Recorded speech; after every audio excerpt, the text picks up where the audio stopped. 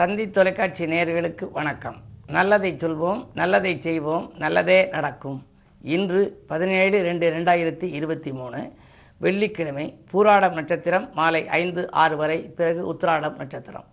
இன்றைக்கு நான் உங்களுக்கு சொல்ல இருக்கிற நல்ல கருத்து, எண்கணிதம் ஒரு பொன்கணிதம் அப்படிங்கிறத பற்றி சொல்ல போகிறேன். சில ஆண்டுகளுக்கு முன்னால், அதாவது ஒரு 10 ஆண்டுகளுக்கு முன்னால், தினத்தந்தியில் வந்த செவ்வாய்க்கிழமை அந்த மலரில் தொடர்ந்து வடிவ ஜோதிடம் வாழ்வை வளமாக்கும், வடிவ ஜோதிடம் எண்கணிதம் ஒரு பொன்கணிதம்னு நான் ஒரு தொடர் எழுதினேன். அது ஓராண்டுக்கு வந்துச்சு.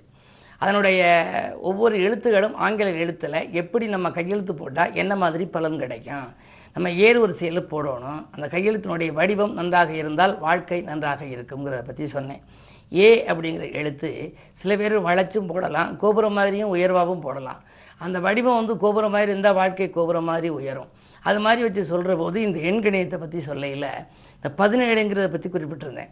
பொதுவாக இப்போ இன்றைக்கு தேதியை கூட்டி பாருங்கள். 17/2/2023 கூட்டினீங்கன்னா முதல்ல தேதி மட்டும் 17, 1 7 8 வரும். அதுக்கு பிறகு 1 + 7 + 2 + 2 + 0 + 2 + 3 மொத்தத்தையும் கூட்டினீங்கன்னா அதுவும் 8 வரும். இதில் என்ன ஒரு புதுமை அப்படின்னா, இந்த மாதம் நீங்கள் எதை கூட்டினாலுமே உங்களுக்கு அந்த தேதியினுடைய எண்ணிக்கை தான் வரும். இப்போ நாளைக்கு 18/2/2023 கூட்டி பாருங்கள். 18 8 1 9 வரும். 8 1 9க்கு பிறகு 2/2023 கூட்டினா அது 9 9 9 18 1 8 9 வரும். அதே மாதிரி மறுநாள் 19க்கு பாருங்கள், 9 1 10 வரும். கூட்டுத்தொகையும் 1 வரும். இந்த மாதம் முழுவதுமே ஒரு விசித்திரமான அமைப்பாக அந்த கூட்டுத்தொகை பிறந்த அதனுடைய இந்த தேதி என்னவோ அதுவே மொத்தத்துக்கும் வருது. அப்படி ஒரு அபூர்வமான நாள். அதில் இன்றைக்கு என்னென்னா 8க்கு 8 வருது இல்லையா. 8 என்பது ஒருவருக்கு வாழ்க்கையில் வெற்றிக்கு 8ன்னு நான் சொல்கிறது வழக்கம். இன்றைக்கு உள்ள பாரத பிரதமரை பார்த்தீங்கன்னா, அவர் மோடி ஐயா அவர்கள், மதிப்புக்குரிய நரேந்திர மோடி ஐயா அவர்கள் உடைய தேதி 17 செப்டம்பர் 1 7 8. புரட்சித் தலைவர் எம்ஜிஆர் அவர்கள் பிறந்த தேதி பார்த்தீங்க அப்படின்னா அது 8. ஆக மிகப்பெரிய அரசியல்வாதிகள் பிஜேபி அப்படின்னு நீங்கள் பார்த்துருப்பீங்க சென்னையில். கூட்டுத்தொகை பாருங்கள், விக்கு 6, ஜிக்கு 3, பிக்கு 8, கூட்டுத்தொகை 8 வரும். பிரபலமான விலாசங்கள், பிரபலமானவர்கள், வாழ்க்கையில் புகழேணியில் உச்சியில் இருப்பவர்களெல்லாம் இந்த 8னுடைய ஆதிக்கத்தில் 8ஆம் தேதியிலே பிறந்தவர்களாக இருப்பார்கள். வெறும் 8ல் பிறந்தால் கவலைக்குரிய வாழ்க்கை இருக்கும். வெறும் 8ங்கிற தேதியில் பிறந்தால். 17ன்னு பிறந்தால் 1 + 7 8. 1 என்பது சூரியன், 7 என்பது கேது, இரண்டும் சேர்கிற பொழுது அமானுஷ்ய சக்திங்கிற நல்ல மனிதத்தன்மைக்கு அப்பாற்பட்ட அளவில் மிகப்பெரிய பிரபல்ய யோகத்தை அடைய முடியுமா. அதே மாதிரி 26ன்னு ஒன்று இருக்குது. 2 6 8. 2 சந்திரன், 6 சுக்கிரன், இரண்டும் சேர்கிற பொழுது அதுவும் ஒரு நல்ல பலன் கொடுக்கக்கூடிய ஒரு எண். இந்த 8ல் பிறந்து 8லேயே வாழ்க்கை நடத்துகிறவங்களுக்கு எல்லாம் 8லேயே வருமா. ஒரு முக்கிய நிகழ்வுகள் 8ல் வரும். கனவுகள் கண்டா பலிக்கும், சொன்னால் பலிக்கும். பொதுவாக சொல்லும் சொற்கள் வெல்லும் சொற்களாக இருக்க வேண்டுமானால் 8 எண் ஆதிக்கத்தில் பிறக்க வேண்டும்னு நான் சொல்கிறது வழக்கம். இந்த 8க்கு என்ன ஒரு பெருமை அப்படின்னா, நீங்கள் எழுதி பாருங்கள். 1ன்னு எழுதுனீங்கன்னா உங்களுடைய அந்த பேனா வச்சு விரலால் எழுதுகிற பொழுது 1ங்கிறது கீழ் நோக்கி கீழே முடியும். 2ன்னு எழுதுனீங்கன்னா 2னுடைய முடிவு கீழே முடியும். 3ன்னு எழுதுனா அதனுடைய முடிவு கீழே தான் வரும். 4ன்னு எழுதுனீங்கன்னா அதனுடைய முடிவு கீழே வரும். ஆனால் 8ன்னு எழுதுனா மேலேருந்து கீழே சுழித்து திரும்ப மேல் நோக்கி போயிடும். ஆக வீழ்ச்சிக்கு பிறகு எழுச்சி. வாழ்க்கையில் பாதி வாழ்க்கைக்கு பிறகு அவர்கள் புகழேணியின் உச்சியில் இருப்பார்கள். முன் வாழ்க்கை கவலைக்குரிய வாழ்க்கையாக இருக்குது, பின்னால் உள்ள வாழ்க்கை புகழேணியின் உச்சியில் இருப்பதாகவும் பிரபல்ய யோகம் தருவதாகவும் அவர்களுக்கு அமையுமா. 2 பூஜ்ஜியங்கள் ஒன்றின் மேல் ஒன்றாக இருப்பது தான் 8. ஆகையினாலே வாழ்க்கையில் 8ல் பிறந்திருக்கமே, நமக்கு சனி ஆதிக்கமாக இருக்கே, கவலையாக இருக்கேன்னு நினைக்க வேண்டாம். இன்றைக்கு ஒரு பிள்ளை பிறந்தால் அது உலக புகழ்பெற்ற பிள்ளையாக இருக்கும், சாதனை நிகழ்த்துகிற பிள்ளையாக இருக்கும். நான் அதுக்கு தான் ஒரு பெண்ணு 17ஆம் தேதி பிறந்துச்சு, என்ன பேர் வைக்கலாம்னு கேட்டாங்க. சாதனான்னு பேர் வச்சு கொடுத்தேன். சாதனை நிகழ்த்துகிற அளவுக்கு இன்றைக்கு அது வளர்ச்சி இருக்குது. அது மாதிரி ஒருத்தர் நான் அரசியல்வாதியாக இருக்கிறேன், எனக்கு இப்போ பிள்ளை பிறந்திருக்கு, இந்த பிள்ளைக்கு என்ன பேர் வைக்கிறது, 8 ஆதிக்கத்தில் பிறந்திருக்கேன்னு கேட்டார். பிரபல்யான்னு ஒன்று வச்சேன். அதுக்கு வாழ்க்கையில் பிரபல்ய யோகம்ங்கிறது அவங்க தந்தைக்கு இன்றைக்கு ஒரு பெரிய பதவியில் இருக்கிறார். பொதுவாக 8 என்பது நல்ல புகழுக்குரிய எண். அதில் 8, 17, 26 ஆகிய தேதிகளில் பிறந்தவர்களுக்கெல்லாம் வாழ்க்கையின் வெற்றி படிக்கட்டின் விளிம்பில் ஏற வேண்டுமானால் சனியினுடைய ஆதிக்கத்தில் பிறந்தவர்கள். ஆகையினால சனியை தொடர்ந்து வழிபடணும். அதுக்கு முன்னால் சனி பிடிக்காத தெய்வங்கிறது விநாயக பெருமானும் ஆஞ்சநேயரும். இந்த 2ஐயும் விடாமல் கும்பிடணும். 2ம் சேர்ந்த உருவம் தான் ஆதியந்த பிரபு. பிள்ளையார் பிடிக்க குரங்காக முடிந்ததுன்னு சொல்லுவாங்க. ஆரம்பத்தில் ஒரு வேலை தொடங்குற போது பிள்ளையாரை கும்பிட்டு தொடங்கணும். அந்த வேலை முடிகிற போது அனுமனை கும்பிடணுமா. ஆகையினாலே பிள்ளையார் பிடிக்க குரங்காக முடிந்ததுங்கிற அந்த விநாயகர் என்பது ஆதி, அந்தன் என்பது முடிவு. அதுக்கு அனுமன். இந்த பிள்ளையாரும் அனுமனும் இணைந்த உருவம் தான் ஆதி அந்த பிரபு. நம்முடைய தினத்தந்தி நாளிதழிலே ஒரு முறை அட்டைப்படமாக கூட நாங்கள் போட்டிருந்தோம்.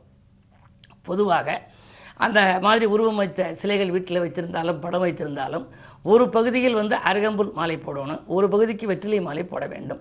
உங்களுடைய இந்த எட்டியின் ஆதிக்கத்தில் பிறந்தவர்களுக்கு அது வரம் கொடுக்கும் தெய்வமாக விளங்கும் ஆதி அந்த பிரபு.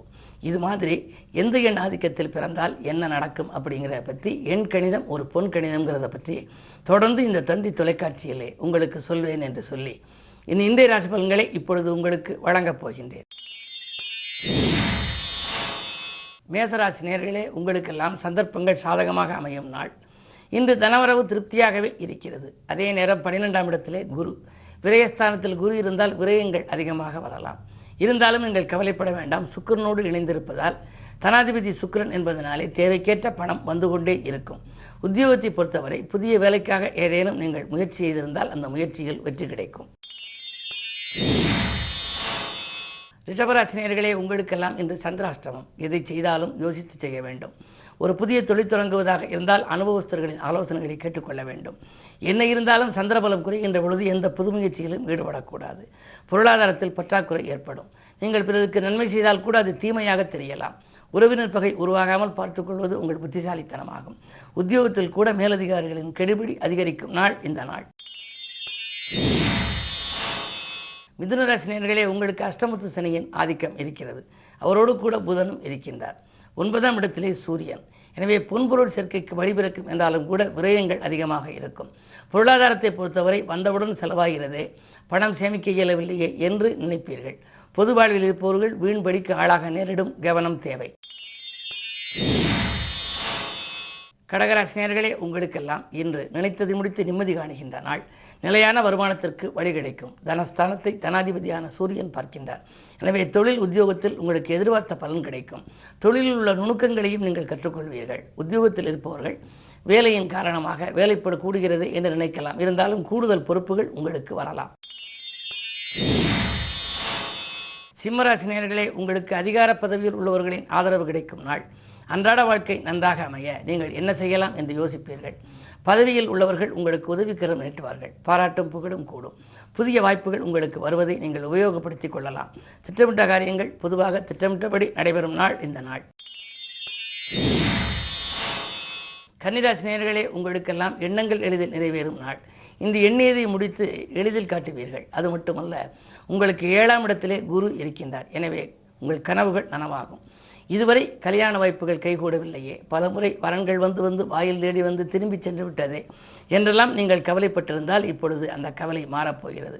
நல்ல வரன்கள் வீடு தேடி வரலாம். அது மட்டுமல்ல, உத்தியோகத்தை பொறுத்தவரை ஊதிய உயர்வும் உத்தியோக உயர்வும் வருவதற்கான அறிகுறிகள் தென்படும். இந்த நாள் உங்களுக்கு யோகமான நாள். துலாம் ராசி நேயர்களே, உங்களுக்கெல்லாம் 8லே செவ்வாய் இருக்கிறார். 8ல் செவ்வாய் இருந்தால் பல காரியங்களில் தடைகள் ஏற்படும். தடைகளும் தாமதங்களும் வந்து கொண்டே இருக்கும். உடல்நிலையில் கூட எலும்பு நரம்பு சம்பந்தப்பட்ட வகையில் பாதிப்புகள் ஏற்படலாம். சிலருக்கு சாதாரண சிகிச்சையில் குணப்படுத்தலாம் என்று சொன்ன மருத்துவர்கள் இந்த ரண சிகிச்சை செய்ய வேண்டும் என்று சொல்வார்கள். எதையும் நீங்கள் திட்டமிட்டு செய்ய இயலாது. பயணங்களை கூட மாற்றி அமைப்பீர்கள். விருச்சிக ராசி நேயர்களே, உங்களுக்கெல்லாம் பொருளாதார நிலை உயரும் நாள். புது முயற்சிகளில் வெற்றி கிடைக்கும். குருவின் பார்வை இருப்பதனாலே குழப்பங்கள் அகலும். உத்தியோகத்தில் உங்களுக்கு அரசு வேலைக்காக எடுத்த முயற்சி கைகூடலாம். அது மட்டுமல்ல, எதிர்பார்த்த பலன்கள் மேலதிகாரிகளால் உங்களுக்கு கிடைக்கலாம். உங்கள் கருத்துக்களை மேலதிகாரிகள் ஏற்றுக்கொண்டு செயல்படுத்துவார்கள். மற்றவர்களுக்கு மத்தியில் பாராட்டும் புகழும் உங்களுக்கு கிடைக்கலாம். இந்த நாள் உங்களுக்கு மிக மிக இனிய நாள். தனுசு ராசி நேயர்களே, உங்கள் ராசியில் சந்திரன். அஷ்டமாதிபதி ராசியில் இருக்கின்ற பொழுது மனக்கவலைகள் அதிகரிக்கும். திட்டமிட்ட காரியத்தை திட்டமிட்டபடி செய்ய இயலாது. சிக்கல்களும் சிரமங்களும் வந்த வண்ணமாக இருக்கும். நண்பர்களுக்கு உதவி செய்ய போய் அது அந்த உதவி உபத்திரவமாக போய் முடியலாம். அது மட்டுமல்ல, உத்தியோகத்தில் கூட நீங்கள் மிக மிக கவனமாக இருக்க வேண்டும். யாருக்கேனும் உங்களுடைய பொறுப்புகளை நீங்கள் ஒப்படைத்தால் அது நடைபெறாமல் திரும்பி வந்து அதன் மூலம் வீண்படிகள் கூட வரலாம். பயணங்களையும் கூட நீங்கள் மாற்றியமைக்க வேண்டிய நேரம் இது. மகர ராசி நேயர்களே, உங்களுக்கு ஜென்மச்சனி. 7.5 சனியில் முதல் சுற்றா, 2வது சுற்றா, 3வது சுற்றா என்பதை எண்ணி பாருங்கள். முதல் சுற்றாக இருந்தால் கவலைக்குரிய வாழ்க்கை, மூன்றாவது சுற்றாக இருந்தாலும் மருத்துவ செலவுகள் அதிகரிக்கும், இரண்டாவது சுற்றாக இருந்தால் நன்மைகள் கிடைக்கும். அப்படி இருந்தாலும் இன்றைக்கு 2 சூரியன் இருப்பதால் வாக்கு கொஞ்சம் கடுமையாக இருக்கலாம். கோபத்தின் காரணமாக பல வாய்ப்புகளை இழக்க நேரிடும். முன்கோபத்தின் காரணமாக முன்னேற்ற பாதிப்பு ஏற்படும். இந்த நாள் மிக மிக கவனம் தேவைப்படும் நாள். கும்பராசி நேயர்களே, உங்களுக்கெல்லாம் ராசியிலேயே சூரியன் இருக்கின்றார். எண்ணங்கள் எளிதில் நிறைவேறும். அரசு வழியில் எதிர்பார்த்த சலுகைகள் கிடைக்கலாம். 2 குரு இருப்பதால் பொருளாதார பற்றாக்குறை அகலும். கரைந்த சேமிப்புகளை ஈடுகட்டுவீர்கள். உறவினர் பகை அகலும். உதாசீனப்படுத்தியவர்கள் ஓடி வந்து ஒட்டிக்கொள்வார்கள். இந்த நாள் உங்களுக்கு ஒரு யோகமான நாள். மீனராசி நேயர்களே, உங்களுக்கு தொழில் வளர்ச்சி மேலோங்கும் நாள். தொழில் இருந்த எதிரிகள் விலகுவார்கள். தொட்ட காரியங்களில் வெற்றி கிடைக்கும். 2 ராகு இருப்பதால் பணப்புழக்கம் அதிகரிக்கும். பக்குவமாக பேசி காரியங்களை சாதித்துக் கொள்வீர்கள். அத்தியாவசிய பொருட்கள், வீட்டிற்கு தேவையானவைகள், ஆடம்பர பொருட்களை எல்லாம் வாங்கி சேர்க்கும் எண்ணம் உருவாகும். 8 கேது இருப்பதால் மாலை நேர பயணம் மகிழ்ச்சி அளிக்கும். மேலும் விவரங்கள் அறிய தினத்தந்தி படியுங்கள்.